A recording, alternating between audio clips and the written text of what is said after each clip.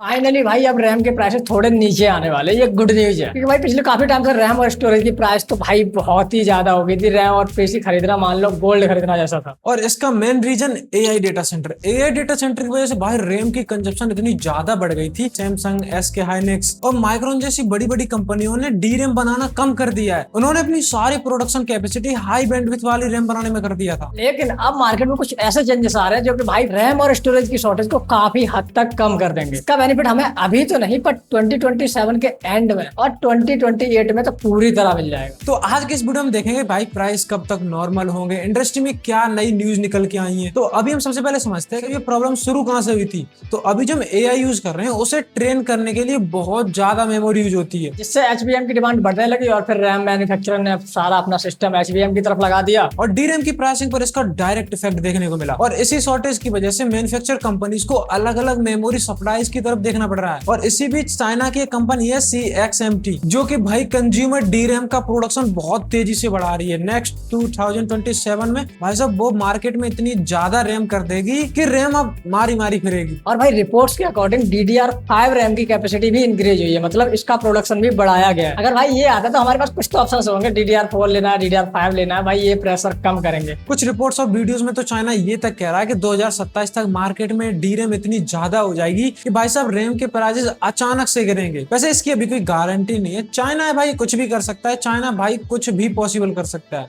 लेकिन हाँ अगर सप्लाई धीरे धीरे बढ़ती है तो ग्रेजुअली प्राइजेस कम होंगे। लेकिन आप कहो कि एकदम से प्राइस कम हो जाए ये होना मुश्किल है, क्योंकि भाई जो एआई है अभी भी बहुत ज्यादा एआई डेवलप हो रहा है, उसमें बहुत ज्यादा रैम अभी भी यूज हो रही है। भाई पुराने प्राइस पर वापस आने में थोड़ा टाइम तो लगेगा। कुछ रिसर्चर को लगता है 2027 के एंड तक सप्लाई का प्रेशर कम होगा। अब इसका इफेक्ट इंडिया के कंज्यूमर पर क्या पड़ेगा, क्योंकि भाई इंडिया एक मेमोरी चिप्स का बहुत बड़ा हिस्सा इम्पोर्ट करता है। इसीलिए ग्लोबल डीरैम प्राइस चेंजेस का इफेक्ट सीधा इंडियन मार्केट में देखने को मिलेगा। जैसे स्मार्टफोन वगैरह, लैपटॉप वगैरह ये थोड़े सस्ते होंगे अगर प्राइसिंग गिरती है तो, क्योंकि जो मैन्युफैक्चरर हैं उनको जो कंपोनेंट्स है वो सस्ते मिलेंगे, जिसकी वजह से वो भी प्राइसिंग डाउन कर सकेंगे। अगर वो प्राइसिंग डाउन नहीं करें तो भाई इंडिया में मोबाइल कौन खरीदेगा। और प्राइसिंग की वजह से आप लोग देख रहे हो अभी PS6 नहीं आ रहा है, क्योंकि भाई प्राइसिंग इतनी हाई है। इसीलिए आपने देखा होगा अभी जो GTA 6 आने वाला है वो PS5 पर आएगा, ना कि PS6 पर। भाई साहब वो भी तो पैसा कमाएंगे, कैसे कमाएंगे वो भी, अगर GTA 6 को PS6 पर ही लॉन्च करेंगे तो भाई सब कोई खरीदेगा ही नहीं, क्योंकि प्राइसिंग इतनी हाई है। बाकी अगर आप अभी पीसी बनाने का प्लान कर रहे हो तो आपको बनाना चाहिए, उसका वेट करना चाहिए। वेल अगर आपको सिस्टम बनाने की जेन्युइनली रिक्वायरमेंट है कि आपको भाई जरूरत है ही है कि मुझे पीसी बनाना ही है, तो आप बनवा सकते हो लो स्पेक्स के साथ, बाद में आप उसे अपग्रेड कर लेना।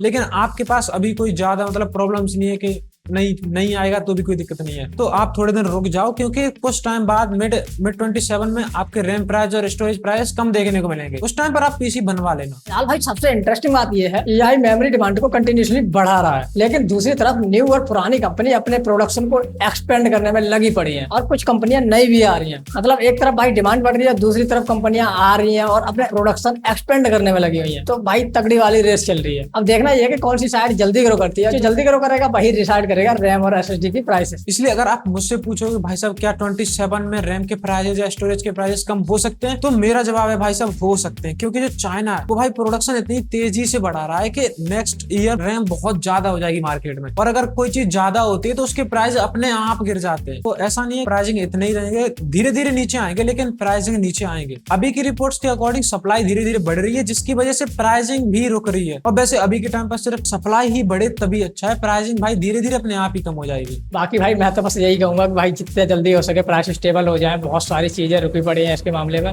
बहुत सारे गेमर भाई रुके पड़े हैं भाई कैसे अपना पीसी बिल्ड करना है, ताकि क्योंकि भाई GTA 6 आ रहा है, बहुत सारे लोग परेशान हैं। तो हो सकता है, उम्मीद है कि भाई ये जल्दी स्टेबल हो जाए। बाकी ऐसी वीडियो तो मैं लाता रहता हूँ, और अगर आप चैनल पर नए हो तो यार सब्सक्राइब कर लो। मिलते हैं नेक्स्ट वीडियो में, तब तक के लिए गुड बाय। टेक की बात आपके साथ।